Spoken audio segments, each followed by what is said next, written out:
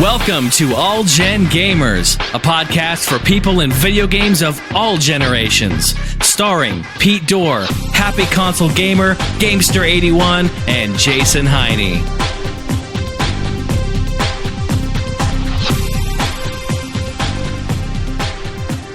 Hey guys, welcome back to episode 19 of All Gen Gamers. And I'm one of your hosts, Johnny Millennium, and we're joined by Pete Dorr. What's up? And Gamester81, John. What's going on, guys? The EMU review, Jason. Word up. And we're joined this evening by Behrudy, also known as Behrudy on YouTube, and a resident Street Fighter 4 expert. Shall we call you that? No way. You're going to be called that. You're going to be called that. So I met Behrudy in town here, and he's an excellent Street Fighter player. He's very, very good. So I just thought it'd be kind of fun to have him on and just basically to talk about Street Fighter in general. And I'm just kind of curious about everybody's basically your first time seeing a Street Fighter game and kind of what you thought about it. I'm going to put it to Gamester. What was your first time seeing Street Fighter? Anyone, if it was the first one or second one? Street Fighter 2, basically in a place called Zones, which was up in Bellevue, Washington. It's nice. To all the time. And I remember seeing it there, and there's a big crowd around it. My favorite character personally is Ryu, but I like Ia Honda a lot. Blanca, I mean, there's so many good characters, but I usually play with Ryu when I get a chance. But that's kind of my first experience playing Street Fighter 2. So, Jason, how about you, buddy? The arcade that I grew up in Oregon was in the mall nearby. Didn't even have a name, the arcade. It was just in this empty shopping area. Anyway, it was dark, it was warm, it was smelly, but I loved it.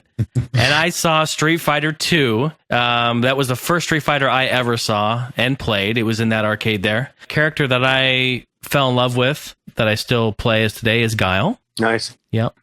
Very good. That would have to be my pick. Maybe it was the hair, because I had spiky hair, and he kind of had spiky hair. I mean, he had a lot more gel than I did, a lot more. You know. Here's a little funny thing for people back in the day. People used to pronounce Guile as Gully. No, I'm not joking. People were like, "Oh man, I'm using Gully tonight." I'm like, "I think it's Guile." They're like, "No man, it's pronounced Gully." Okay. Was it Balrog, Balrog?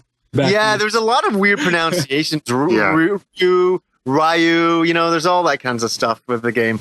There's Zangief. Yeah, Zangief, yeah. There's a lot of that kinds of stuff. I had a huge crush on Chun-Li, though. I thought she was hot. That's funny. I had a huge crush on Blanca, but that's just me. Whoa! That's some bestiality going on there. That's spooky. I think the whale is going to get jealous, but the whale's no longer here. Whale's over at Pete's place, so he's not going to get upset anymore. Hey, Pete, what was the first time that you saw a Street Fighter? I know you're not the biggest Street Fighter guy. I know that, but I used to play it back then. I mean, my first copy was the Genesis version. What did they call it? The Special Champion Edition or something like that. It's the special one with the green cover version box. Yeah, whatever it was, Special Champion Edition, I believe. But I used to play it a lot, actually, with my dad. My dad used to try and play it, and I just remember the both of us always used to get pissed off at Bison at the end. He'd always kick our ass, and oh my God. We used to get so infuriated at that game. But my favorite character was Blanca, and the reason being is because even back then as a kid, I was a huge fan of monsters and monster movies, so he was the closest thing to a werewolf at the time, so...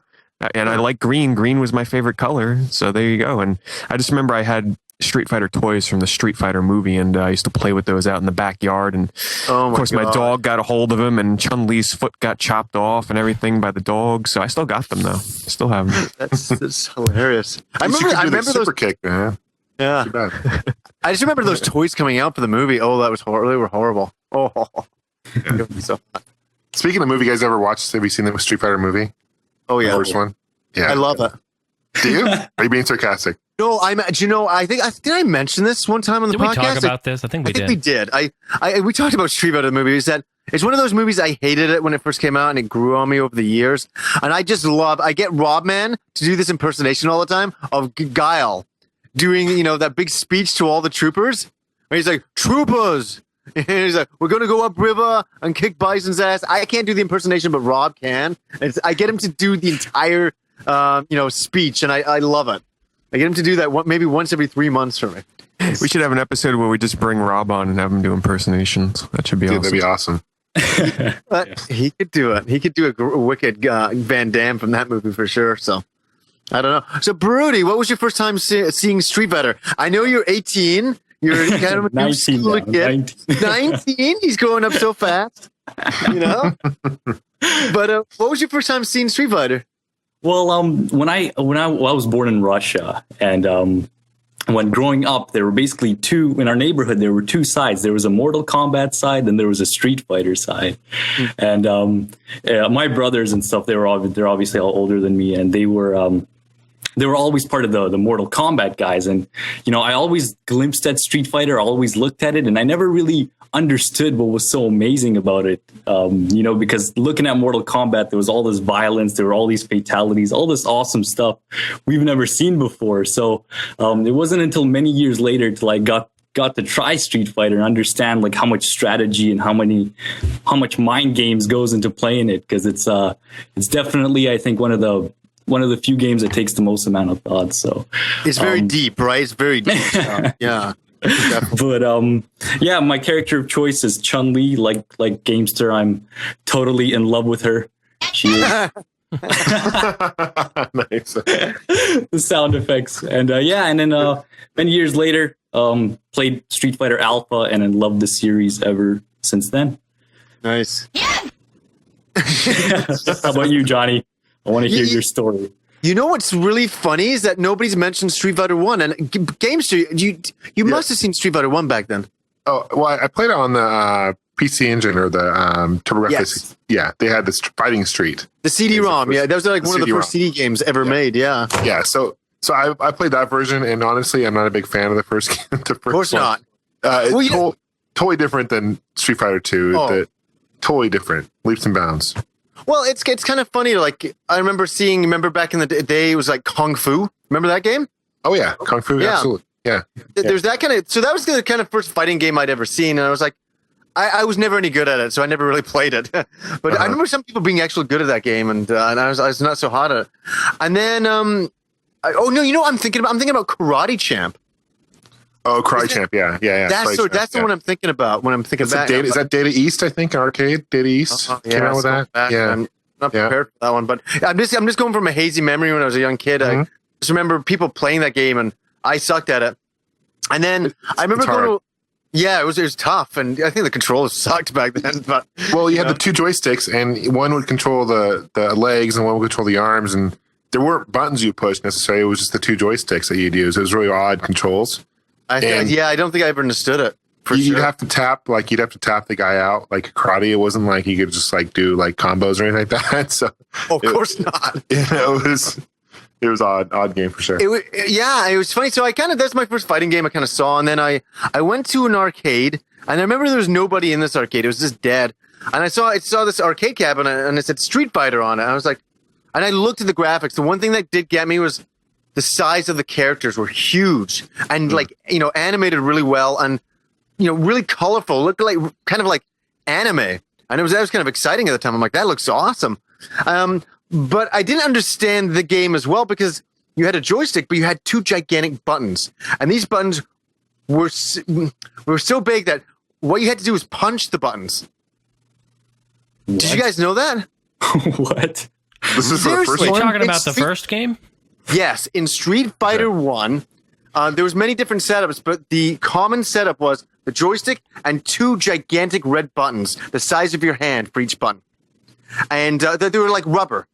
And you punch them when you want to do a move. Like you want to punch, And you see, if anybody wants to check it out, go check it out. Street Fighter 1 arcade machine online. And you'll see pictures of this thing. I know you will. Are they rare? Is it a rare cabinet? I would think so, just because of its age and what it is. Yeah, I'm sure Arcade Techs had a heyday with that one. And the problem we gotta fix it again, kids. You're right. And every arcade I've ever been in that ever had one, the rubber was always ripped off, exposing the button underneath. All right. So I'm totally I don't looking know at it. That is insane. So you see, I'm telling the truth here. So I saw that, and that was my first experience seeing Street Fighter 1, and I'm like, this is kind of cool, but I hated having to hit these huge buttons. I was like, can I just press the little buttons? Like, and I know in some arcade cabinets they did have smaller buttons, regular size buttons, we should say. And but that was my first experience seeing Street Fighter. I went back to the same arcade maybe a couple of years later, and that's when I saw Street Fighter 2. And I should say that I almost didn't see Street Fighter 2 because I walked in the arcade, and the arcade is empty, but this one corner is filled with so many people. I mean, I'd never seen anything like it, and I still haven't seen anything like it since. And I'm like, what is everybody looking at? There's like, they were looking at a parade or something. There was that many people. And I was trying to jump up, and I was a younger kid, right? I was jumping up to see if I could see what these guys were looking at. And then I was able to kind of wedge in, and I saw like a guy using Ryu versus, Ken, and they're like shooting fireballs at each other. And I was like, oh my God. And I think as a kid, I had just kind of heard about Dragon Ball Z. Dragon Ball Z was not in this country. I kind of saw Dragon Ball Z and a friend. I think I had the manga, and some of my like Japanese exchange student that was living at my place had a couple of episodes, and I watched it, and I always saw them doing their fireball attacks. So that's my first experience. I'm like, oh my God, like characters can do like fireball attacks. You could in Street Fighter 1, but I'd never really seen that game really play a lot. So, but the way the fireballs looked and the way the characters looked when they shot the fireballs, I'm like, that is awesome. I love the frames of animation that kind of made that stance and all that. So yeah, no, that was my first experience seeing it. And then I finally got it in my local arcade up the road from me. And that was like a big deal when they wheeled that thing in one day. I'm like, oh my God, they're bringing this game here. And from then on, it was $3 a day for the next 2 years I spent on that game. Really, like my mom used to give me money to buy food at school. And I would just skip school and go play Street Fighter 2. Yeah. It was really funny, but sorry, yeah, I didn't want to get into a long-winded answer, but that's kind of like became my love affair for Street Fighter. I got addicted to it, and man, back then the tournaments that would happen in arcades that weren't, created by anybody. It was just people against people, and it was real. The first time you'd ever seen that kind of competition in arcades, and somebody would walk in and be like, "Oh my God, that's that Guile player who's awesome. I'm going to take him on today." So like these mini little tournaments were going on, and even though there were no official tournaments happening, and I played against some excellent players back then, and that's the original Street Fighter 2. So we've come a long way. Who's your character of choice? Ken, without question, always has been. Hadouken! Hey, can I hear the Genesis version? Hadouken! Is it? There we go. Because for anybody who doesn't know, the Genesis version had like its sound wasn't as good as the Super Nintendo. Hadouken! Yeah, it did sound. I think it sounded worse than that actually. It was more like. I'm kidding, by the way. I think something I really enjoyed about the game was also the music. I really enjoyed the music and the voiceovers and stuff. I think that was really added to the game. Kind of surprised me back then. Yeah, Guile's theme goes with everything, man. Guile's theme is the greatest. that Guile's. I actually have the original Japanese soundtrack of that I bought. I think in 1992. Wow, that's awesome. I think I got it back then. It was expensive too. It was like I think it was like $65. But it's the actual double box set, and I think it's got like some carrier wing, or not carrier wing. I forget. I'd have to actually get off the couch and look at it. I'm actually pull it up right now. Yeah, it's actually got the Final Fight soundtrack on there too, and Magic Sword, and U.S. Navy that's U.S. Navy's actually a side view kind of shooter in Tomcats back in the day, and Cheeky Boys. That's another game as well. So, yeah, but yeah, Street Fighter was just a major game back then, and there's probably been so many of them. Like, actually, here's another question for you guys: what is your favorite Street Fighter game? Because obviously, there's been a lot since Street Fighter 2. There's been Street Fighter 2, Street Fighter 2 Champion Edition, Turbo, Super Street Fighter. God, there's like hundreds of them. Yeah, I could list them all. Could actually list them all if I sat here for a while. But Behrudy, what's your favorite version? And I know what you're gonna say. I know. I love, but I did play like every single one. Third Strike was amazing. Yes. The Alpha series was great, but the one that really caught me was obviously the most recent one, and that's the Street Fighter 4 series. But when Super Street Fighter 4 came out, that was just a whole other love affair I had with that game, because they added more, Alpha characters. They added more Third Strike characters. So what Super Street Fighter 4 felt like a reuniting of every single Street Fighter. So it was kind of like a big clash up game, and I totally loved that about it. And the fact that they added the whole Street Fighter 4 series, they had the whole focus attack system. I thought that was much easier for the casual gamer than teching, which was from Third Strike, which is ridiculously hard. If you told like a casual gamer to, tech your moves or press forward to, block and parry the move, that's just a little bit ridiculous. So when Super Street Fighter 4 came out, that was just a huge love affair for me. That's definitely my Street Fighter. I got a quick question for you. What is now? Do you guys know this? There's actually a brand new Street Fighter game coming out. Is it arcade edition? Yeah, the arcade edition. Yeah, they're adding an expansion now. They're calling it Super Street Fighter 4 Arcade Edition, and they're gonna add actually 2 more characters from Third Strike. I don't know if you guys know Yun and Yang. Yeah. And right now, there's actually a big rumor going out, and people are really speculating that some achievements have been leaked. And right now, people think that there's going to be Evil Ryu in the game, as well as Shin Akuma. Oh, wow. So that's cool. Nice.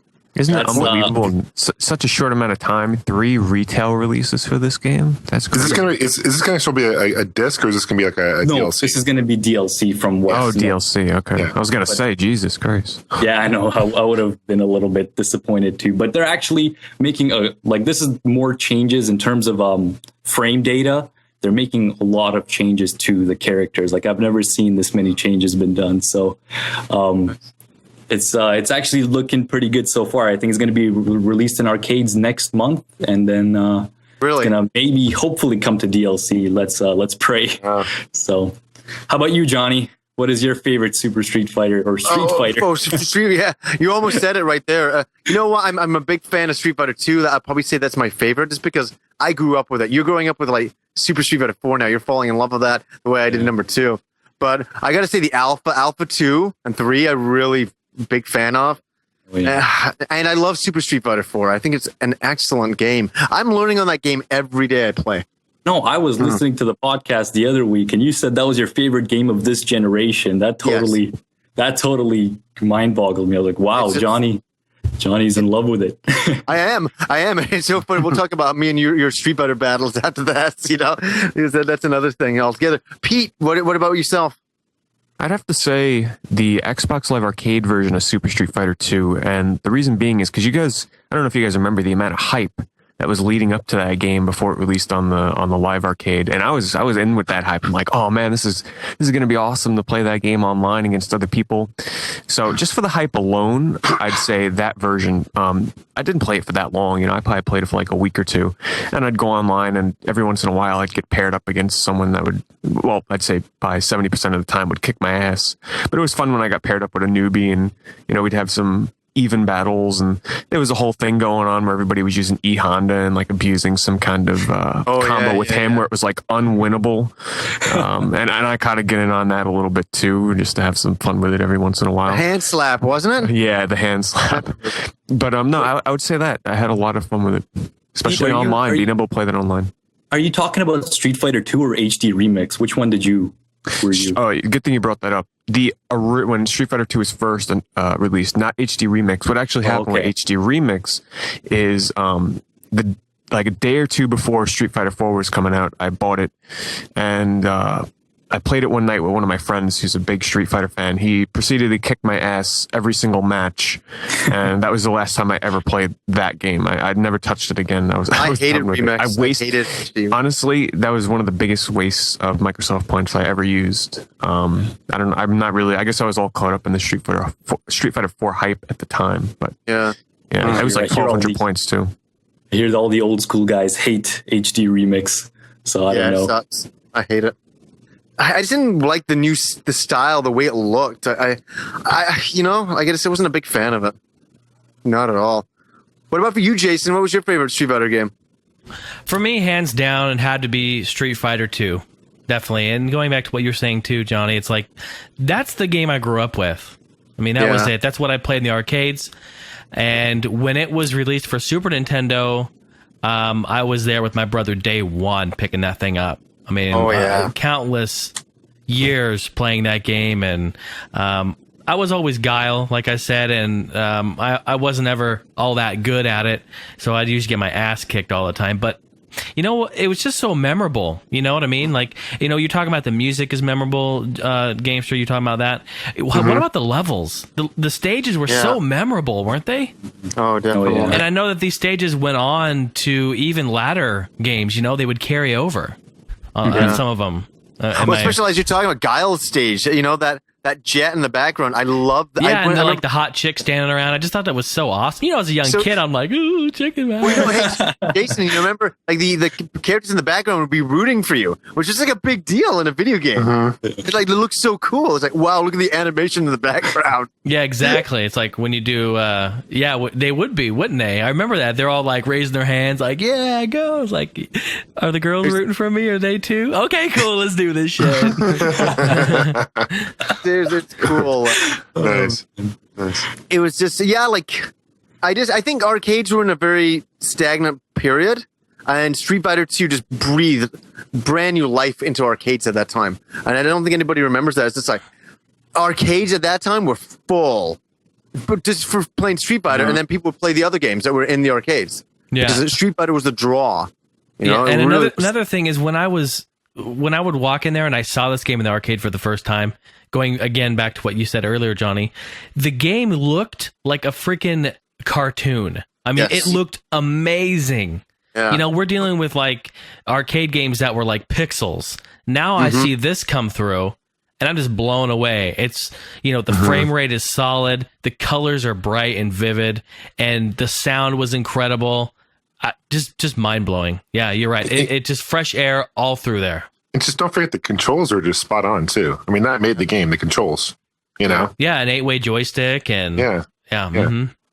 6 buttons, you know? Well, what did you think, John? Like, what did you think seeing it in the arcade to finally getting it at home? Like, actually, both you guys can answer that. What did you think when you got the home version? And I guess you got the Super Nintendo version, right? Obviously. And what were your thoughts when you got it at home? You're like, wow, was the arcade experience at home? Like, what were you thinking? I thought the Super Nintendo port was actually pretty decent. Yeah, it was. Yeah, my favorite port and my favorite Street Fighter game is, well, I have to say Street Fighter the movie, the game. That's my favorite. No, I'm being sarcastic. Oh my God. I was like, they made that? The Tiger LCD version. Yeah. No, yeah, exactly. No, my favorite probably is Super Street Fighter 2 Turbo. And it's the 3DO version. It's probably my favorite home port. Yeah. One of the sole reasons I really picked up the 3DO, to be honest with you, back in the day. But I really like the game. And you were talking about like the Genesis port's not too bad either. I think that has the most memory of any Genesis game, right? It was 24. Wasn't it 24 megs, I think it was at this time? I think it was. Yes, off the top of my head. I think it's 24. Yeah. But I think my second favorite Street Fighter game would have to be, it's a close second. It's Marvel Superheroes versus Street Fighter. I really like that. That was port. A great one for sure. Yeah, I just like the Marvel heroes. You can be Spider-Man and Wolverine, Hulk. How kick-ass is that? You know?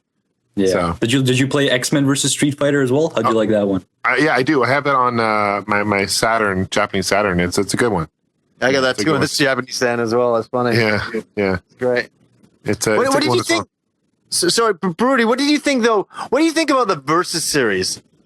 I think it's I think the Versus series is great. I think they need to revive the Capcom versus SNK series for sure. Oh god, yeah. That one had the classic Street Fighter style, and it had, you know, that one was definitely one that, you know, had the mind games of your classic Street Fighter game. But in terms of, you know, the versus Capcom games, Marvel vs. Capcom, Capcom series coming out soon, I think I definitely think they're great. You know, I love the fact that, you know, you get to play as all your favorite, you know, childhood superheroes, obviously. But I just hope for Marvel vs. Capcom 3, you know, they really balance the game out, because I don't know if any of you guys know, but Marvel vs. Capcom 2 is probably the most broken fighting game to be released, even though it was, you know, still really good in a lot of people's standards, but it was just way over the top broken. Everyone used the same 3 characters as Magneto, Storm, and Sentinel, and, you know, Iron Man, and like I'm just praying that for Marvel vs. Capcom 3 they balance everything out. But overall, the Versus series is great. I think that was like the coolest thing back in the time. I was actually lucky enough to experience the Marvel vs. Capcom 2 arcade days. So it's great. What do you guys think of it? The Versus series. What do you guys think of the Versus series? I'm a fan of the Versus series. I like the SNK versus Capcom. Well, isn't there a difference? There's the SNK versus Capcom, and there's Capcom versus SNK. Yeah. Chaos. Right? And it kind of depended on which company made what, right? So I think if SNK made it, it was SNK versus Capcom, and vice versa. Is that right? I believe so. Yeah, I believe there was like, Capcom. Capcom made was it Capcom versus SNK, and so they made that one. So that had classic Street Fighter controls, and then it was an SNK versus Capcom, or I think that one, and that was on the Neo Geo machine itself. And so wasn't that called Chaos? There was a Chaos, yeah. Okay, and that version is not too wildly loved. I know it's a bit rare on the Neo Geo to get. I remember everybody being excited to get that game, but it's not a great game. It's not, for sure. I think the games are pretty chaotic, to be honest with you. That's what I was going to get into as well. What do you think, Pete? Do you like the Versus series?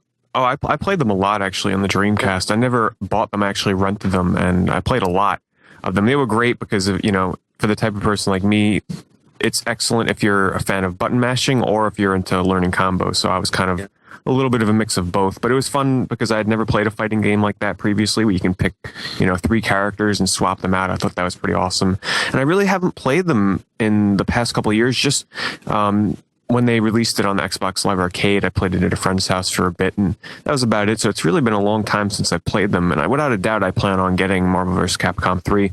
I'll probably mainly stick to the single player, though, honestly, because I just get so aggravated online with fighting games, you know? Unbelievable. That's what ruined it for. Here's the thing with Street Fighter 4.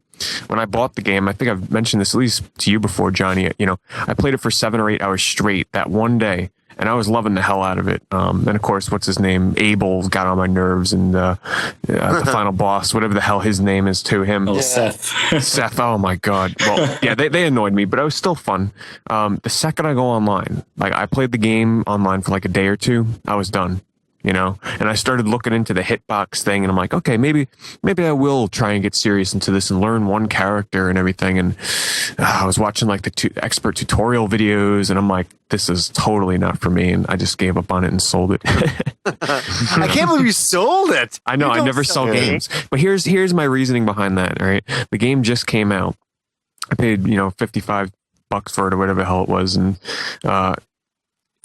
it was only out for a week. And I can sell the game on eBay and make all my money back. So why am I going to keep it and probably never play it again when I can just sell it, make all my money back, and kind of make it like a rental? I know I normally, a lot of games I buy and I play them once and that's it. Just happens sometimes. But just Street Fighter, I just wanted that game out of my house. You know? You know what, Pete? I had the exact same experience as you. As soon as I played it, I was really, really frustrated with it, to be honest. I was getting my ass whooped by Seth. I swear to God, I think I was stuck on Seth for like 3 hours playing it on like normal or hard mode. It was ridiculous. But just like you, I was actually really, really bad at it, and I totally hated the game at first, to be honest. And after I, you know, I pushed myself through it and I got over that hump, and then I eventually started picking it up slowly. And then I think you fall in love with Street Fighter once you actually start. When Street Fighter 4, once you actually start, you know, understanding the game mechanics. But yeah, I think, to be honest, Pete, I think everyone goes through that, especially with Street Fighter 4, because Seth was so damn cheap in that one. The other thing about Seth is if you wanted to unlock characters, having to beat Seth with one character is one thing, and then you have to go and do it with all the other characters. I mean, that was a load of shit. That was the dumbest thing about Street Fighter 4, wasn't the character unlocking. That was just ridiculous. It's hard. Big pain in the ass. I remember Rob coming over for the day and just unlocking characters. It's like can we just have the characters? They always did this in the old ones. You could have any character that you wanted right off the bat. Yeah. You know, it's like, I don't really want to have to do all of this work. This is too much. That's what they did right with Super, right? They gave you everyone from the get-go. So yeah. good. Oh, that was the way to do it for sure. I like that a lot better. So, Jason, what do you think of the Versus series? I like the Versus series. The thing is I hit that same hump you guys are talking about. I just was not very good at them, to be honest. And the problem is I just never put in the time to push through it and learn them. Because, you know, all these games are different. They all have different game mechanics, as you guys were talking about. So there's definitely a learning curve to them. And but there were a lot coming out. You know what I mean? There were, I don't know. Yeah. I guess to me it seemed like they were like almost back to back, but I know there were gaps in there. But there were so many coming out. I would play them. I would suck ass at them, and I would not be able to push through and learn the mechanics and be good at the game. So then, like, after the Versus series, I just kind of like fell off the face of the earth with it. You know what I mean? Like, as bad as that sounds, it's kind of unfortunate, but it's just really my Street Fighter 2 is my. Jason, I think we need a petition for Street Fighter versus Killer Instinct. Oh, yeah. Oh, boy. That would be weird. How badass would that be? Wow. They need to do Mortal Kombat versus Street Fighter. That's right. Ooh, Street Fighter versus Killer Instinct. They need to do some crazy shit like that. Yeah, I think they could come up with a really, really cool fighting game, and maybe even like a new type of genre doing it that way. You know what I mean? Yeah. I don't know. Pretty cool. Here's a hypothetical question, guys. Do you think if Street Fighter 2 was not successful, would we see Mortal Kombat? Would we see Killer Instinct? No. Probably not. Yeah, I don't think so. Probably not. And it's who could imagine a world without Street Fighter? No. Oh no. I know Behrudy's like, no. No. I was playing it all day today. I can't think of a world without Street Fighter. I couldn't even imagine how things would be without it. That would be so weird. To be honest, you know, Street Fighter 4, a lot of people say Street Fighter 4 was the game that revived fighting games in the 2000 era because you know, everyone was saying around like 2007, 2006, people were saying fighting games are dying. And the only game people watched competitively was was Marvel vs. Capcom 2, and Marvel vs. Capcom 2 tournaments have been going on for like 6-7 years. So. Probably like Third Strike still was whittling down. Yeah, even Third Strike still. And how old is Third Strike? 98, is it? Oh, jeez. Yeah. So a lot of people say Super Street Fighter 4 revived fighting games, and that's why you saw all these games like Blaze Blue come out, and King of Fighters 12, is it 13 now? So I think a world without Street Fighter means like a world without fighting games, to be honest, because It's true. I can't imagine without it.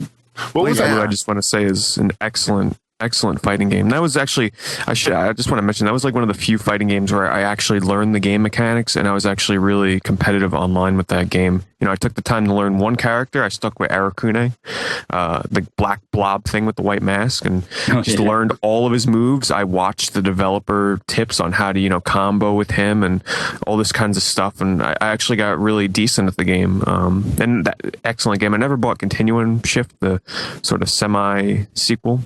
Yeah, well, they added only 2 characters, right? That's why I didn't buy it. I'm like, seriously? There's like a new story mode and 2 characters. I'm like, I'm not spending $40 for that.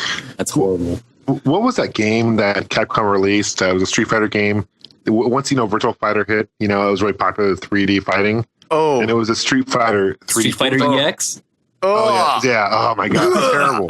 Terrible. It's like vomit. No. I have the Saturn version, and it's just like throw up, dude. Like, you're like, what the fuck is going on in this game? Really? You know, I'm like, this is Street Fighter? Wow. You know? Just YouTube some of the endings for that. YouTube some of the ending sequences for that. Really? Oh my God. Yeah, it's like the worst cinematic endings I've ever seen in my life. That's one of those forgotten Street Fighter games, kind of like the movie one that came out. We're going to get into that. I know we were going to get into that. Like you bring up a really big point, is that I remember when I started seeing the EX games, I'm like, oh geez, like 3D is coming in, so I'm like, they're taking Street Fighter into 3D. I'm like, no. I remember just kind of screaming no, and then I saw Street Fighter the movie game Right. And what was horrible is Alpha 1 had come out in arcades just at that point, and there's an Alpha 1 machine that I was always playing in the arcade. I loved it. But everybody, guess where they all were? Around because Mortal Kombat was really big, and Street Fighter the movie looked like a Mortal Kombat game.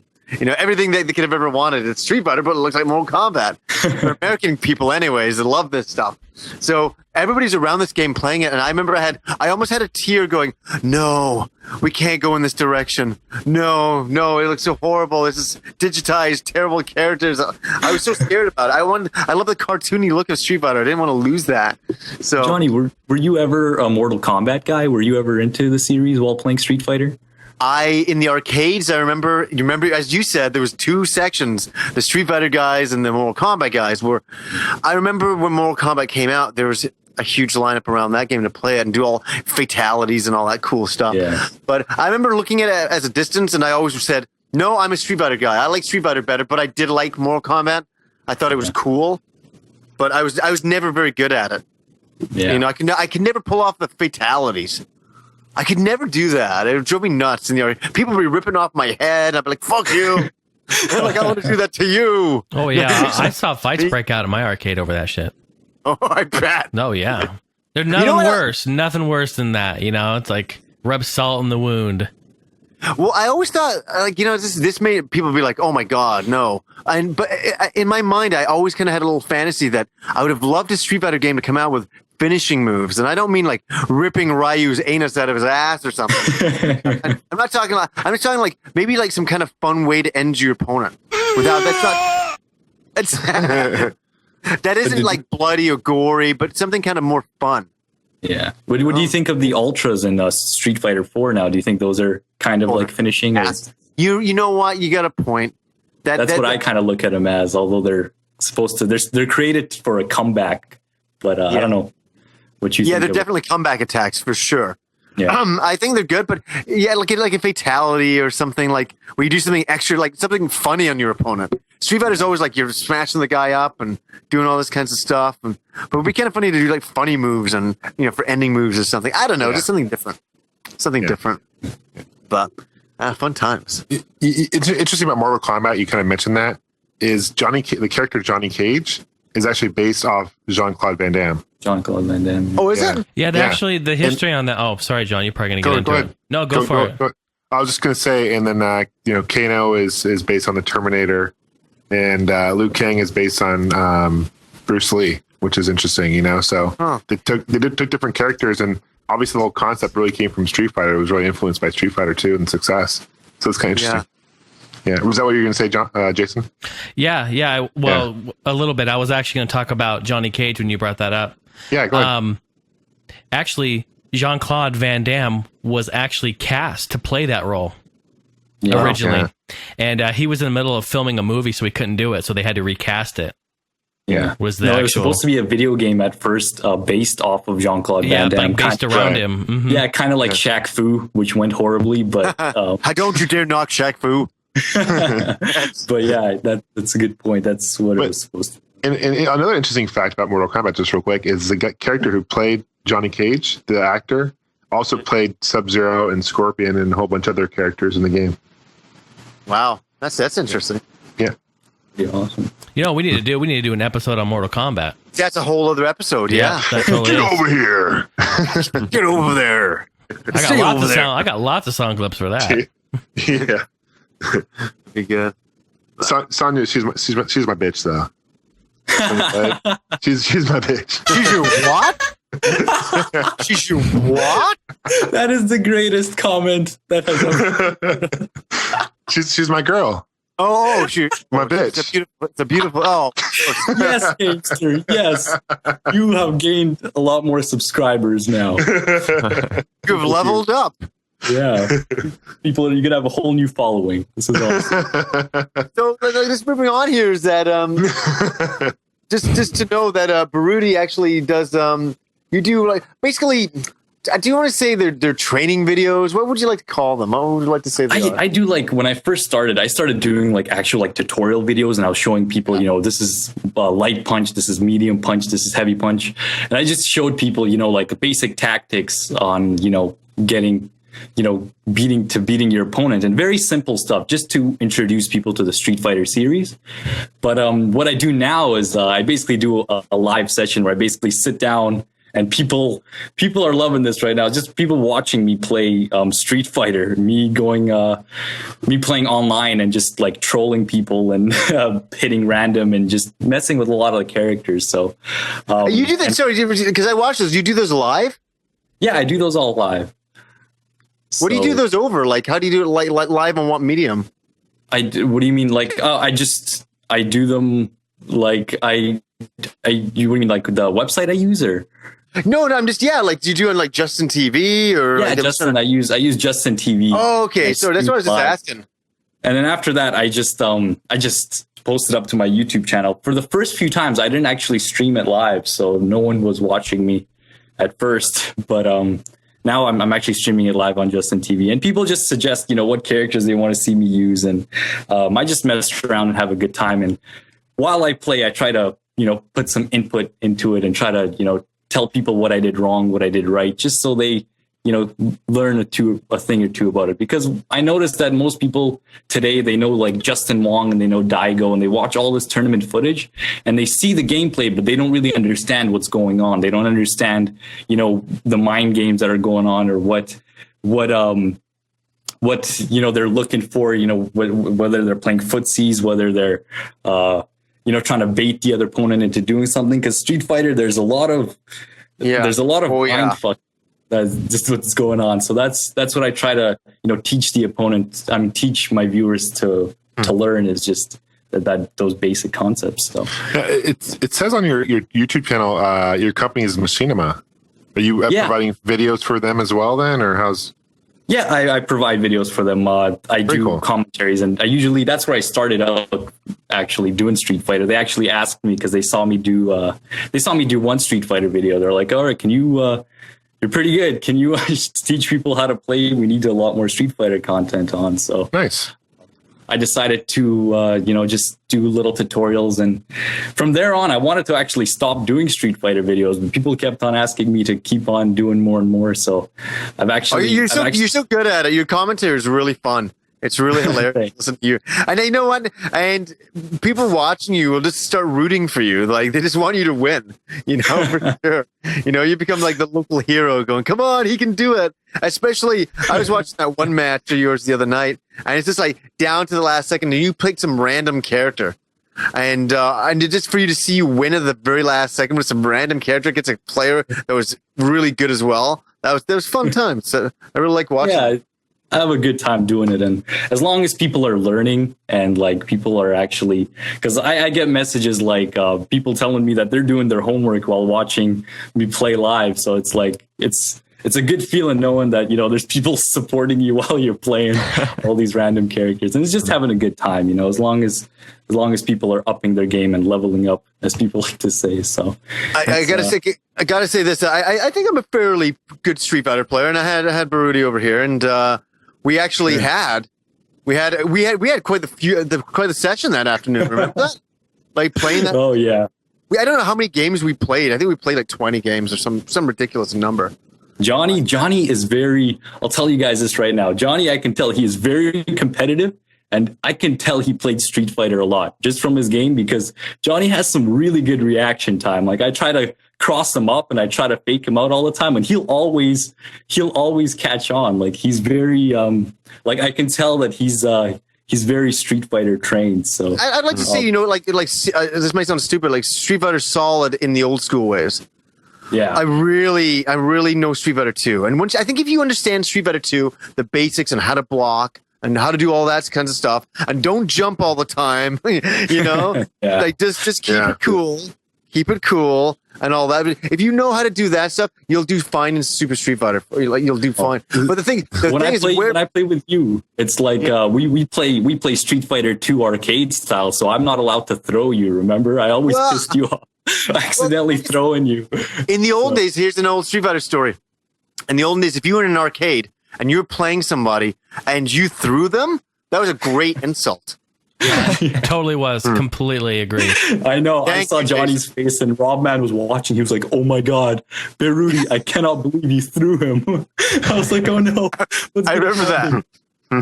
Yeah, but Jason, please fill us in and tell me from your point of view. what you used to see back- Completely true. You know, a lot of fighting games, even after that, would have settings in there that you could set, like in the BIOS, basically, like you could turn throws off. It came to that because I would see people get again, fights would break out. Like every time someone would get thrown, you just see everyone go, "Oh my god!" You know, like because it was an insult. Like you don't do that. You know what I'm saying? Yeah. Like, and if you can get that close and have it happen to you, I mean, whoever got thrown, it was unhonorable. But what do you do if the guy gets dizzy, though? If the character's dizzy, what do you do? You just... Yeah, you're allowed to throw at that point. At that point, you can. Yeah. Okay. You're allowed to do that. There's a lot of rules. Throws in Street Fighter. Street Fighter 2 throws took like 70% of your life from what I remember. Oh my god, Yeah, so too much, much. so much. Yeah. I always hated getting stuck in the corner, you know, and then either the guy would have Chung Li or E Honda, and they would just keep tapping it, you know, and There's always a way to get out of the corner. There's Yeah. always a way to do that for sure. yeah. And that's a great thing about Street Fighter. You can always get out of the corner. But your trick is, it's great to get somebody in the corner, and you know how to keep it. That is the trick. Sure. Yeah.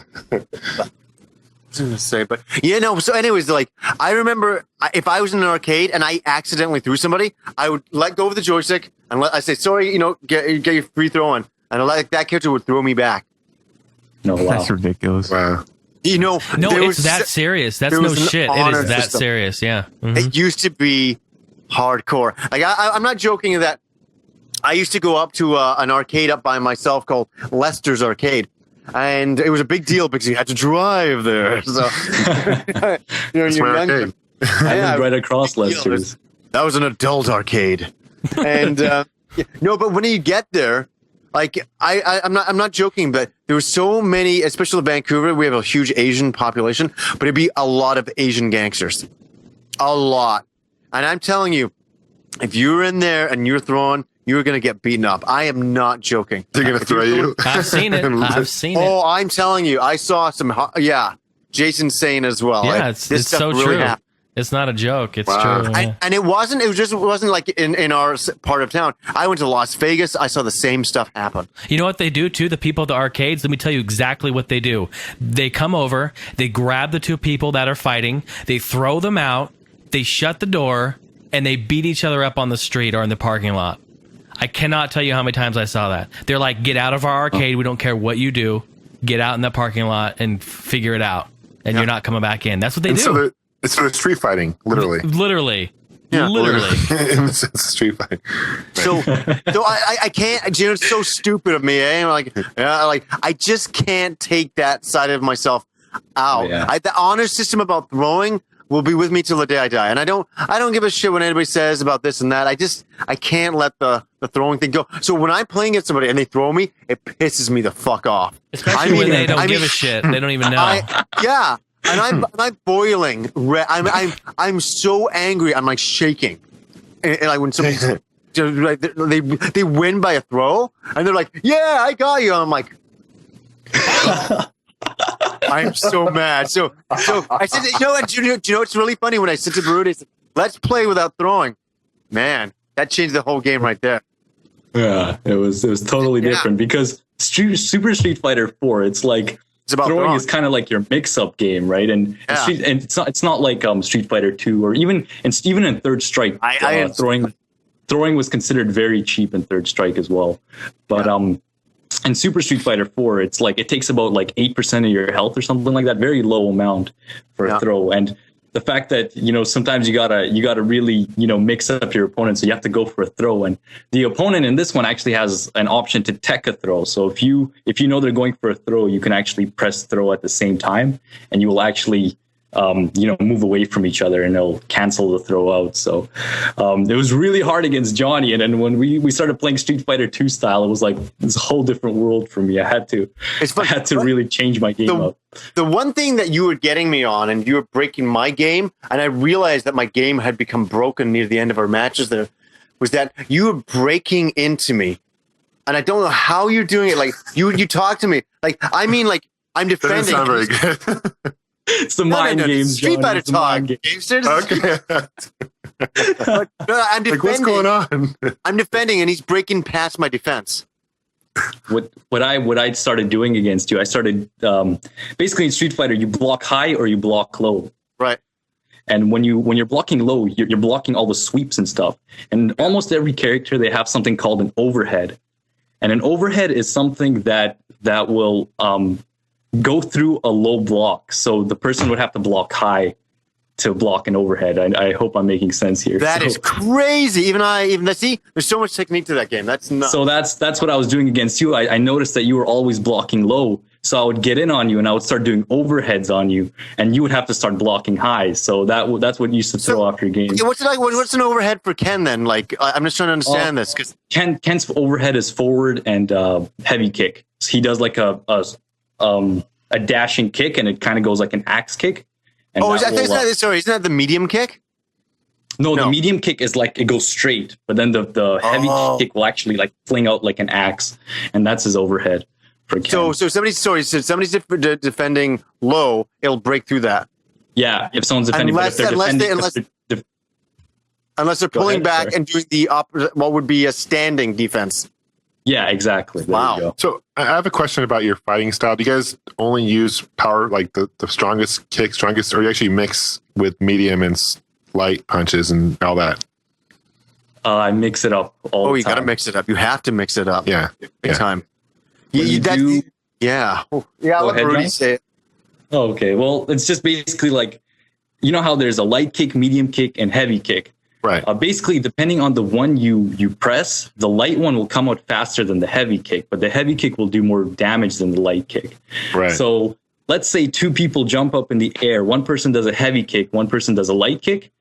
Most likely the person with a light kick will hit the person who pressed the heavy kick, because the person with a heavy kick is going for damage while the other one's going for speed. So I know this is there's strategy involved. Yeah, for sure. Yeah, so it's basically the lighter attacks come out faster, so they're kind of smarter to use sometimes. So going for the heavy attacks is kind of risky, and usually they have a lot of recovery time, so a person can punish your move if they block it. So it's you got to always mix it up with the combos. And the heavy attacks, usually you can't combo into the heavy attacks. Usually you have to go in with the light attacks and then, mix it up from there. It's certainly got a lot more complicated over the years. But the Alpha series is when it started to get really complicated. When you have the Alpha counters and all that. I loved Alpha counters and stuff like that. I thought it was great. Which Alpha game did you guys like most, by the way? I like second. Second one was my favorite. Yeah, the second one for sure. Yeah, the second one was good. Yeah. Third was great too, but I like the Alpha counters in the second one better. Mm-hmm. Just a lot more fun, but yeah, it's super complex. What's going on there? I just saw that your green bar just like frozen. I'm like, is he saying something or no? But Behrudy, we'll have to. I have to get you over here and definitely go at Street Fighter again. I really want to test some stuff out. I want to actually talk to you about some techniques and stuff like that. Dude, Johnny, I just thought of a perfect versus series for you to really petition for. You ready for this? Street Fighter versus Square Enix. Street Fighter. It's Cloud versus Ryu. Oh my god! And it's Kingdom Hearts versus. Think about that one. What do you guys think of the Tekken series? Because I know there's Street Fighter versus Tekken coming out real soon. I want to know what you guys think about that. I don't care, honestly. I've never been a big fan of Tekken. I played Tekken 3 back in the day and on the PlayStation, and I kind of enjoyed that, only because back then I was really impressed with the visuals and some of the characters were cool. Back when I didn't really know about the combos, but I just never liked the technicality of Tekken. That's definitely a combo-heavy series, and I haven't played any Tekken games since Tekken Tag Tournament on PS2, and that was the last time I touched it. Oh. Back when I rented it when I first got my PS2, so it's been a while. Yeah, I got into Tekken 1 and 2, but after that, I didn't really get into the series much. I prefer Soul Calibur, that series, for sure. So, but I haven't heard much about the new game, though. Is it supposed to be pretty sweet? The versus one? It's kind of like what you mentioned before. You remember how there was Capcom versus SNK, and then there was SNK versus Capcom. They're actually doing the same thing now. They're doing Tekken cross Street Fighter and then Street Fighter cross Tekken. So is it 3D? Yeah, they're both going to be 3D, and the Tekken cross Street Fighter is going to have the Tekken gameplay, and then the Street Fighter cross Tekken is going to have the Street Fighter gameplay. So yeah, it's very interesting. This is going to really change the gaming community in terms of the tournament scene and stuff. So I'm pretty excited, actually. I'm definitely picking it up. I'm excited about it. But I'm picking up the Capcom version. Guy? What's that? Were you ever a Tekken guy? Like ever played the Tekken games? Yeah, absolutely honest. I can't stand Tekken at all. I've never been never into it either. No, never at all. Jason, did you like Tekken? I played the first Tekken when it came out in the arcades, like, I don't know when it was, 95, 94, somewhere around there. Yeah. And it was all right, you know, but again, we're in like the mid 90s now. You know, I was playing a lot of other games at that time. So a lot of other fighting games, you know, Mortal Kombats and all that. Killer Instincts were out. I mean, you know, I was a busy boy. Yeah. So yeah, I never really got into it, tell you the truth. So Strange is no more Killer Instincts. It's just so weird. We've talked about that before. Mm-hmm. Never anything of a hint of anything ever again. I think there's hope. Do you? I do, because you see all these titles coming out that Rare did. Yeah. Coming back. That's true. In different forms, different companies, different forms, different groups of people doing it, making it happen. But I think there's hope. Who officially owns Rare right now? I forget. Microsoft owns. Oh yeah, of course, Connectables or whatever that shit is. So if anything, it would probably get maybe a re-release on Xbox Live Arcade or something. That's what people have been talking about for years. They've been saying, please bring out something on Xbox Live. It could come out for the Kinect, and then it would be all wireless and hands-free. Fighting game. How crazy would that be? A fighting game on the Kinect. I guarantee you, I'll pull out my shoulder, my groin. I'll pull every muscle in my freaking body. I guarantee it. I need a combo breaker. I remember going to, where was it? An arcade. It's in, Jason, help me out. It's in Mills Mall. What's that called? Funland? No, it's not Funland. It's owned by Sega now. Oh, GameWorks. GameWorks. Thank you very much. Mm-hmm. GameWorks. I remember back in the day going to GameWorks, and they had this. I don't know if you guys remember, but it was a green screen, and it was a fighting game where you actually stand in front of the green screen. Dude, they still have it down there. Do they still have it there? Yeah. Do you guys remember? You know what I'm talking about? The game? Yes. What was the title of the game? It was so weird. It was like, I know what you're talking about. It was like a one-off game. You're in the game. Like you're in the game. It's like the Kinect, like 10 years before the Kinect ever came out. Oh yeah. And it only worked half the time. You'd punch, and like sometimes it like to react, and sometimes it wouldn't. But you're in the game. It was weird. It was Microsoft's tech demo of the Kinect. It took them about 10 years to figure it out. Games, did you remember a game? It was a fighting game. It was a holographic fighting game. Do you remember that? Did you ever see that? I remember the holographic game that came out by Sega in the arcades. Talking about Time Traveler. Time Traveler. Yeah. I remember that. I don't remember the fighting one though. That's weird. I remember there being a holographic fighting game. That's so cool. Yeah, I think that's a really old thing. It's just coming out of the corners of my mind there. That's a weird one to remember. Wow. Yeah. And then there was Virtual Fighter. That's another series that did really well. I never got into Virtual Fighter. Never got into it. I loved it. I thought it looked really good, but I never really delved into it.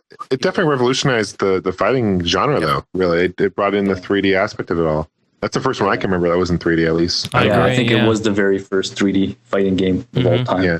And at the time, at the time, I was a huge fan of that flat shaded polygon type graphics. So, like, it really drew me in. Definitely, love that game.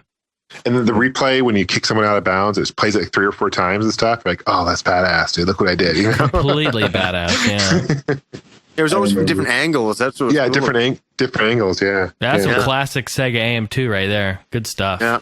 Yeah, I played it on 32X. Yeah, it's definitely impressive playing that back on a cartridge, you know? Yeah, that's a good port. The Saturn port's better, obviously, but yeah, 32X, not bad. Not bad. I hated the ring outs in that game.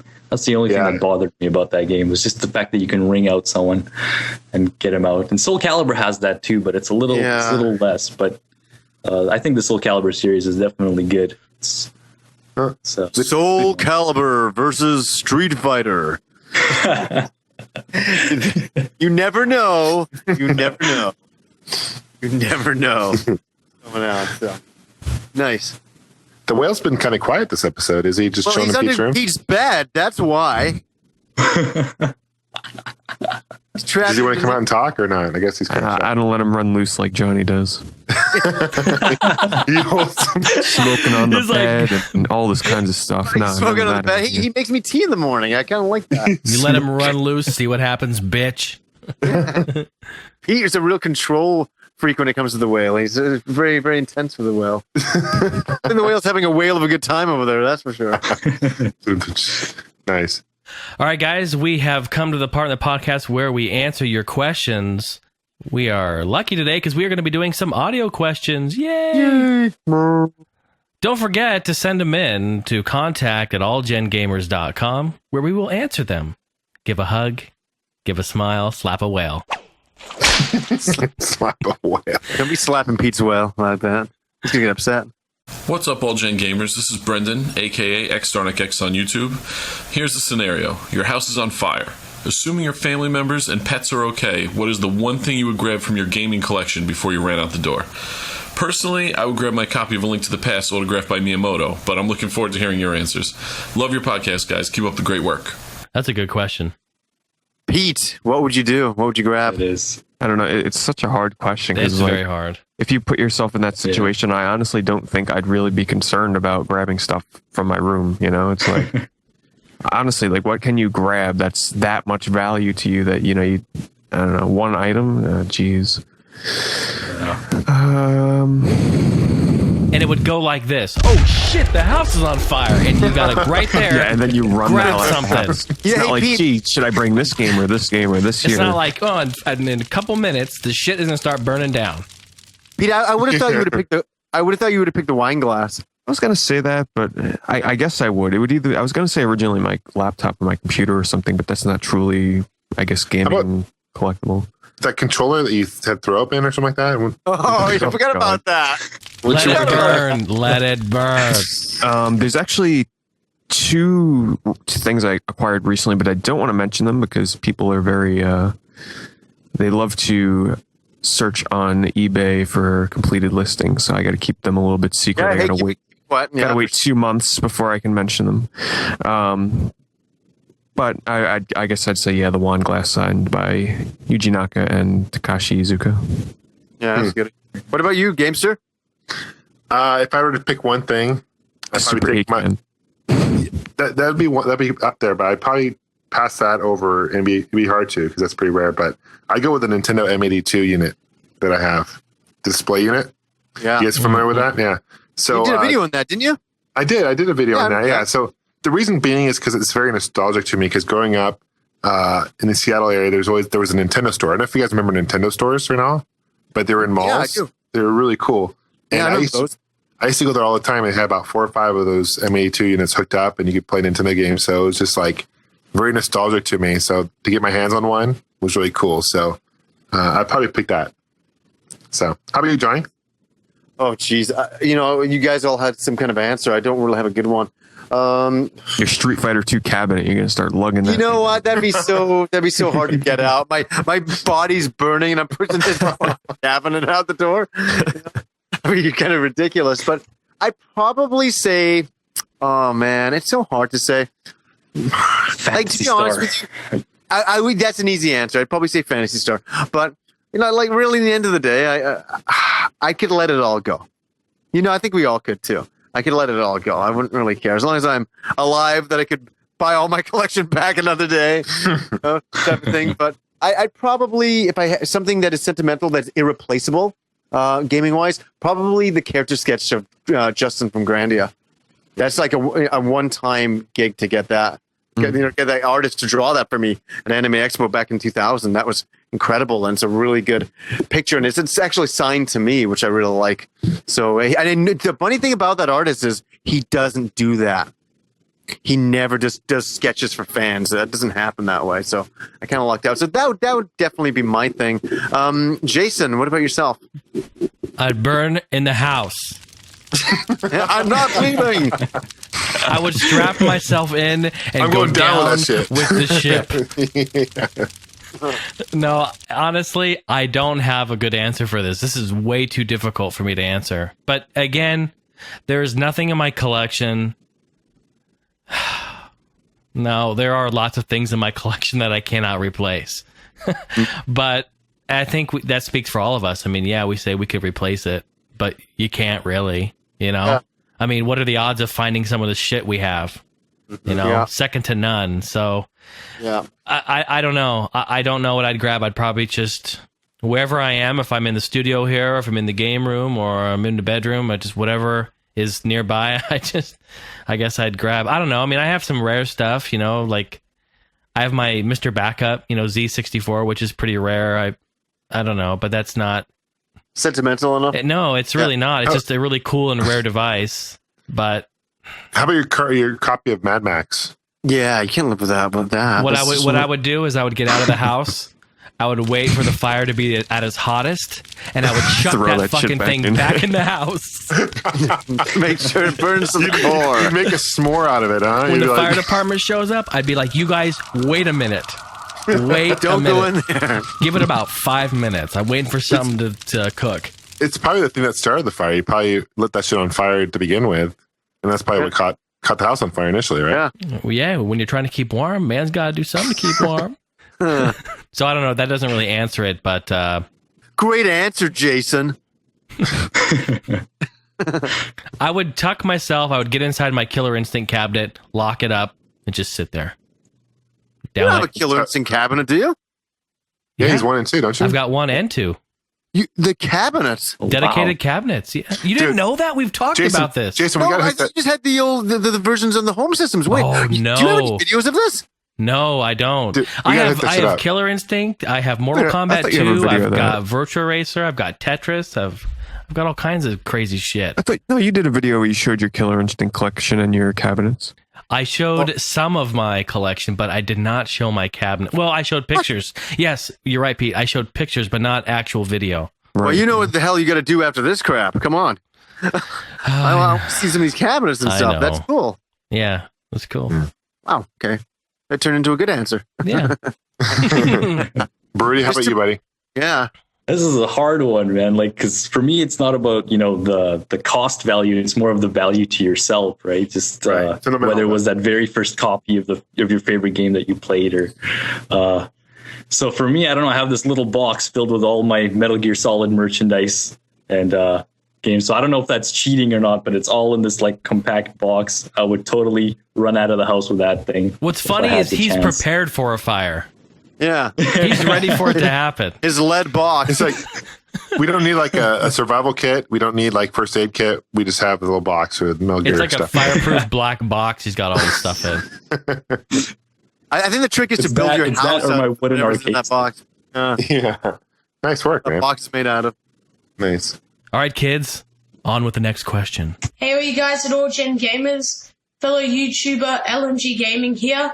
I'm from Australia and I'm 14 years old, and I've been collecting video games for about 5 months now. My parents are convinced that it's just a phase, but I don't think it is. But I was just wondering, was there ever a part in any of your lives where you kind of slowed down with your collecting? And if so, what brought you back? Thanks for taking my question, guys. Speak to you soon. That's a good question. What's interesting though is, his parents think that he's going through a phase. Like he'll grow out of those video games, or like video games are fine. It's not like the most successful industry of entertainment or anything. He'll just grow out of watching movies. I think they're just startled that all of a sudden he's buying older games. They're probably like, "Why would you want to buy older games?" You know, that's what I think it is. That's what I think it is a lot. We're talking more retro games. Is that the deal, or is it just games in general? General collecting, but I guess if you're collecting games, it's he's probably doing some retro stuff. Yeah, I think it's a good hobby. There's definitely worse things you could do and spend your money on. Yeah, of course. But John, let's start with you. Did you ever go through a phase in your life where you kind of stopped collecting or stopped playing games for a while and got it's called when the 3DO came out. It's actually kind of true because that was a very dark time in gaming. Yeah, like it really was nobody knew what was coming. All the machines were really expensive. nobody knew if the 3DO was going to get backed. You know, like we're coming from the Nintendo days, those joyous days. And it's like, where are we right now? And I remember being really lost with gaming at that point. And I remember going into the Sega CDX, and I liked that machine, but we're still in weird times. And it wasn't until the PlayStation 1 came out did I really get back into gaming heavily again. But I did gaming that time, but that's a time that I call the dark times. But what about yourself, Gamester? Same kind of thing, same time period. 3DO, Sega CD, that whole time period in the early 90s. Yeah. I kind of got it. I mean, I never really stopped officially playing games. It wasn't like I one day decided not to play games, but I definitely slowed down. And then I think the N64 came around, and that really got me into it again. And obviously the PS1 was very successful. And I still can continue kind of playing more retro stuff, but not really during that time, so to speak. So that and I got more into like cards, like playing cards. Like I was huge into like the Star Trek Next Generation playing card game. Oh, really? Yeah, I was huge. I didn't even know there was one. Yeah, customizable card game. It was like Magic, but Star Trek. So how geeky am I? Yeah. That's pretty wild. Yeah. Yeah, that's like double geekage because you got the Star Trek and then you got the Magic. It's Gamester's dirty little secret. It's my dirty little secret. But no, it was a lot of fun collecting, and I got into more of that thing, and I still have those. Hey, Gamester, did you have the Will Wheaton card? Yeah. Wesley Crusher, absolutely. Yeah. Interesting. I should bring it to PAX next time. Have him sign it. Yeah. Say, hey, you know what you should do is it's me again. Hey, how are you? Towards him, as you have a tear coming out your eyes. Yeah. Don't Will Wheaton me again. Will Wheaton. You Wheaton me for the last time. Nice. All right, Pete. I think back, it's kind of hard to remember. There were times where there were just periods where I wouldn't play any games. I didn't feel like buying any games. And that would only last for like maybe 2 weeks at the most. But the most vivid memories would be when I was playing, Final Fantasy 11 and the SOCOM series, because it's like when you get addicted to those, you don't want to have anything else to do with any other games, really. Like, I remember I'd be trying to play Final Fantasy 11 and a new game would come out that I was really looking forward to, and I'd pick it up and I'd play it like once and be like, I need to go back and play some Final Fantasy 11, and those, I guess you can say, are the dark times, I guess, for me, where, I was so attached to those games that everything else almost seemed, not important. I was still buying games every once in a while, but I wasn't really playing them too much. So that would really be my short answer. What about you, Jason? In 2008. It was my final year in college, the hardest year of my life. I bought 2 games that entire year, Mario Kart, Wii, and Brawl. But I guess to answer the question, I've been collecting games before I even knew I was collecting games. The games come in and you don't throw them out and you don't get rid of them, and they go on the shelf and you play them and love them, and it just keeps getting bigger and bigger, and collecting. Yeah, I went through that phase 2, guys, around that early to mid 90s. With 3DO coming out, and then there was Sony coming out with something, and there was kind of a gray area there. But I was also still heavily in Super Nintendo, so I was still getting a lot of games for that system, and didn't jump on the 3DO bandwagon at that time. It was way too expensive anyway for me.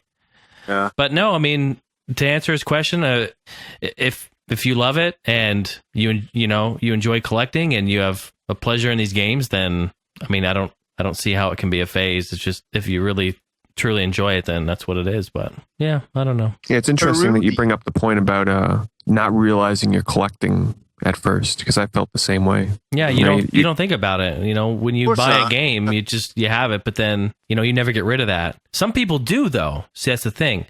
We never did. We're the type of people that don't, and so. Well, Pete, you can relate to this too, and also Gamester, and Jason as well. Is that you'll get sent messages from people saying, "I think I'm going to start collecting video games," and it's like I always scratch my head at that. I'm like, "You think you're going to start collecting video games? Like, and what games should I start collecting?" Oh yeah. Oh my God! Like, if you don't know what you want to collect, you don't do it. Yeah, then you're not really collecting. You're just getting games that. Stuff. Yeah, exactly. You're getting games off a laundry list, which that's not it.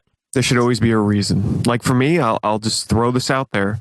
I loved getting games for the N-Gage because I love the boxes. You know, that's a reason enough for me. I love those small little awesome boxes, and there were some quirky little titles on there that I really enjoyed, and that's enough reason for me. You know, and the original reason that I really wanted a 3DO is because not only did I like, you know, I love supporting the underdogs, you know, being a big fan of all the systems like the Jaguar and the 32X and all that. The 3DO, besides being an underdog, I really loved the boxes, you know, the long, tall, awkward cardboard boxes that would hold a regular old CD case and a long manual. Like, I'm just looking at it now. I absolutely I stare at my 3D, like, I'd say every day almost. I just look at my 3DO collection, just give it a quick glance because I just love the way it looks on my shelf. And that's reason enough for me. I'm the same way, Pete. I love them too. I even love the PS1 and Sega CD, long boxes, all that. Neo Geo. Oh, yeah. Yeah. Sega Saturn. Neo Geos are fantastic. I love Neo Geo boxes, absolutely. Yeah. And there's a certain, oh God, here we go. There's a certain smell to Neo Geo boxes as well when you open it up. It smells like the plastic smell is so awesome. It smells like a Neo Geo game. That's the only way I can put it. A fresh one if you bought a brand new one. For sure. I love smelling games. I'm sure we're not the only ones that you get a new game. Like you get a new game, you open it, you smell it. Oh, Bob Man is the same way. Right, like we'd have a religion, we'd buy a game, and we'd open it, and we'd actually smell the wrapping. I'm like, oh, fresh game. It's funny, I don't do that anymore. The same, but we used to do that. The instruction manuals are the best. You open those up. Right in the middle. Right in the middle. Yeah. Right where the staple is. You're making the world jealous. You're making the world jealous. Just speak quietly, Pete, because he's right behind you. So don't make him. I don't smell him enough. That's funny. Behrudy, have you ever slowed down with your crazy collecting, man?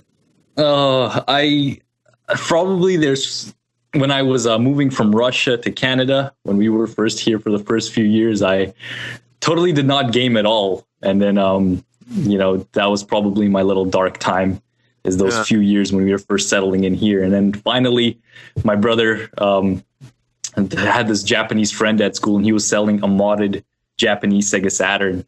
And they brought that over to our house, and then that's when the gaming in me revived. So I'd say the Sega Saturn is what revived, you know, what really brought me back to gaming. So yeah, it's probably my little time. How old were you when you moved from Russia? I was about 8 or 9. Okay, cool. Wait, so you're from Russia? Yep. USSR.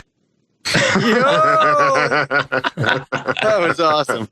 Oh, man. I saw that coming a mile. Got your back, fool. They have some crazy clone systems in Russia, don't they? Have some crazy clone systems. Like, I've kind of read about some of the Nintendo ones they have, and oh yeah, no, they do. Yeah. That's right. I remember actually. Funny you bring that up. We used to have like a Nintendo that was like, I don't even know what it is. It was a black car. It was like a Mercedes Benz, and it was like what the hell? and they would eat Nintendo cartridges, and there was actually a lot of those. It was very rare that we actually had you know, an official Nintendo console. So that's really crazy you bring that up. But that's funny. That's cool. I wish we can actually. I wish I can see that little car again, because I remember eventually it broke, and we just, as kids, we just started playing with it as like a toys. Huh. Pretty cool. Hey, you guys brought us Tetris though, so I'm happy about that. You know. Yes. Ladies and gentlemen, it's that special time of the episode where we talk about Love Talk with Johnny Millennium. We've got 2 questions today, Johnny. The first one is from Mr. Technosqueak. And the question is, what is the best sex position for having sex with a whale? That's a good question.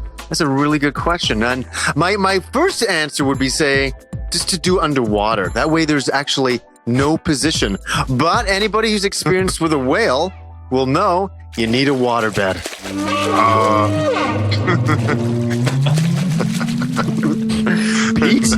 Pete, you better change your bed. I don't know about that. Well, the whale will know about that. I'm telling you. They'll have back problems. The second question, Johnny, is from Shimdog. And it is, Dear Johnny, if you have truly been with 100 women, you have to know a thing or two about getting women. I'm a 14-year-old geek, and I like a girl. She She knows I'm a tad geeky, but she doesn't know that I'm a huge geek. How do I tell her I like her and ask her out? By the way, we're freshmen, so saying, quote, get her drunk, then tap that, end quote, is not a valid advice. To you, Johnny. Well, let me grab my seat here. Okay, where do we begin with this? I think the first thing that we need to change is that you're referring to yourself as being geeky. Now, I don't know, I've always had a problem with this over the years, is that people who play video games or watch anime or watch sci-fi movies, they have a preference to call themselves geeks. Oh, I'm a geek because I watch, play science fiction games and blah, blah, blah, blah, all this stuff. Why are you a geek for doing that? That's something that you enjoy doing, you know what I mean? Like, I don't know why it has to have such a negative spin on it, because calling yourself a geek is not a positive thing. It's like saying, oh, I'm not good at this. I'm a geek. I don't know. I think the term geek is not such a hot one to use for yourself. First of all, I'd lose that and justify what you're doing, like playing video games and all that, as being a normal hobby that's absolutely acceptable. And you shouldn't be really worrying about what she has to think about you. If she's the right girl for you, if she's the girl that you want to kind of hang out with and be with, then she should be so-and-so geeky too, because that's the kind of person that you want to attract. You don't want to just attract some girl that's going to judge you. What gives her the right to judge you? That is the number one question.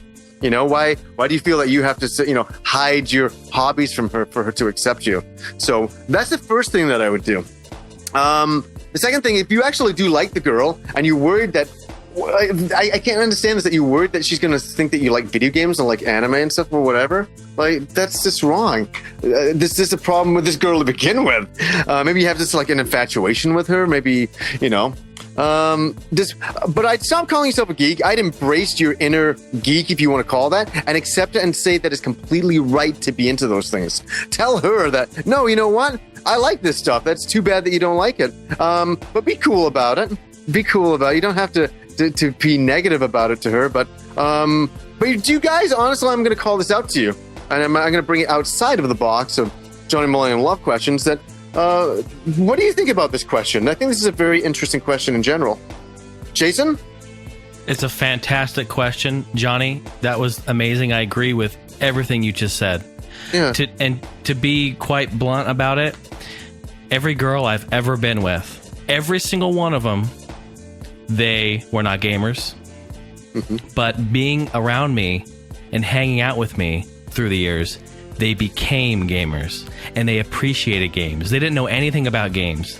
They ended up loving the games. They ended up playing with me. They ended up sitting here playing shooter games and console games and just wanting to come home after work and play games with me. I mean, that's the kind of thing that you can do. That's the kind of a thing that you can share. Yeah, exactly. Yeah. And it's not that hard to do. You just have to be into something. They have to be accepting. You have to be accepting. And Johnny, you said it. If this person is the right person for you, then she will understand that and she will be totally cool with your hobbies, as I'm sure you would be totally okay with any of her hobbies. If she's got her nose in the air, you're going, oh my God, like, you're into video games? I don't do video games. Like, who the fuck wants to be into a girl like that anyways? Yeah, exactly. Johnny once told me too. He told me that in today's age, it's not like it was before. It's actually all right to be a nerd today than it was in the 90s or the 80s because nerds or geeks, as you like to say, are not looked down upon anymore. There are plenty of girl gamers out there. There's, gaming and stuff is so it's so universal now. It's not like it was mainstream. It's almost become mainstream. Hell yeah. I also think it's important. Never change who you are to be with someone. Never. Be yourself and don't change it. Be confident in yourself, and girls will see that. And if you're confident who you are, they get attracted to that and they'll sense that. And she has hobbies, so ask what she likes to do for hobbies. Maybe it's going to concerts, maybe it's going to movies, and you kind of have to compromise sometimes, and not when you're together, and kind of work together and appreciate and respect what she does, and she'll appreciate and respect what you do. Nice one. That compromise is the number one thing. Absolutely. that she's gonna like some things that maybe she's not really ever been into before, and you got to do the same vice versa for her. That's really well said. Yeah. Stick her in front of a Connect or a Wii, and who knows, she might start loving Naked. video games. Naked. No Just naked. clothes, gone. Just fly off the limbs. And Shimdog, if none of this advice works for you, you can always get her drunk and tap it. It's funny, but you know, like honestly, like I remember going in high school. Oh, there we go. I remember, and this kind of relates to our Street Fighter thing, and I can kind of tap it out on that note. Is that I went out with a really good looking girl in high school, and it was kind of by pure luck that I ended up going out with her. And I remember thinking, oh my god, this girl is like, she's not going to be into like video games, and I'm playing like a Link to the Past at the time. I'm like, she's not going to be into any of this stuff. And she came over and she's like, oh, that's really cute, that the character you're controlling, blah blah blah. She didn't understand it, but she showed an interest, and that was what the great thing was. And here's my great story. This is a great way to end this. Is that this girl was just a blonde bombshell, like unbelievable. When Super Ooh, couldn't resist, could you? Where's that? Ooh, hold it. Where's Chun-Li at? Yeah. Well, here's the thing. So the thing is when Super Street Fighter finally came out, I trained her on that every day because I was actually pretty good at Street Fighter, and I played with her for on that game every day for about a year, and she learned every trick that I had of the original Street Fighter 2. The great thing is we went back to Lester's. Remember that one with all the Asian gangsters I was talking about? Mm-hmm. And she walked in there, and she put her money down for one of these big screen, Champion Edition, versions or whatever at the time. Put her money down, and the arcade is packed. She put her money in, and everybody's looking at this girl, this hot girl, going, "Oh, who's this?" Like, "Oh, okay, we'll be nice to her." She gave the guy second round and completely kicked his ass, who was there, and continued to beat everybody who came up. And she was one of my, this may sound hilarious, but one of the best students I ever had at Street Fighter. And I'll never forget her playing other friends of mine. She just destroyed them, just annihilated them. That's awesome. It was pretty cool. There are ways to do this. It is possible. It's possible. Yeah. For sure. Nice work, man. Good question. What was That's it? a great question. What was the other thing? Get them drunk or something and pills. So was it pills? Get them drunk, tie them up, and make them. You're gonna end up in jail after this, Johnny. Oh, hey, Behrudy, you be quiet. I saw your Facebook profile picture. Oh yeah. There was. That's so funny. Hey Johnny, wait a second. How do you know that's from a hentai? How do you know that is from? I took a guess. It's some anime girl character. You Bible Black. Everyone knows Bible Black. Is that from Bible Black? Yeah, that's from Bible Black. Oh, I didn't know that. But actually, I'm like, Behrudy loves hentai on his profile picture. That's why I wrote. So, it is only the truth. Nice stuff. Good question. Keep the questions coming, guys. Love talk. We'll continue going if you guys continue posting. So yeah, ask some actual serious questions. We actually have some serious answers here. Yeah, for sure. Good one. Yeah. Guys, are you ready? Are you recording? Are we live? We're good. I'm ready for you, big boy. Okay, guys, this concludes episode 19. Thank you so much for listening on us and your rants and have fun. Behrudy, thank you for joining us, man. It was great having you talk about Street Fighter. Oh, thank you. I had an amazing time here. Thank you guys so much for having me. And what is your channel so people can go check it out and check out some of your awesome commentaries and stuff like that?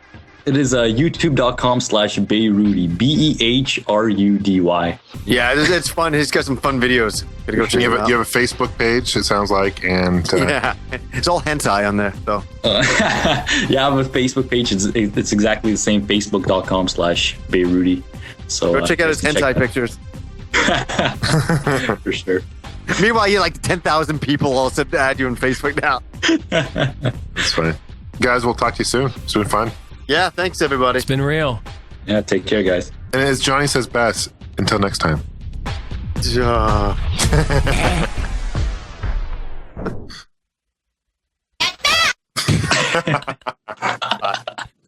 I like the scream better. I like her little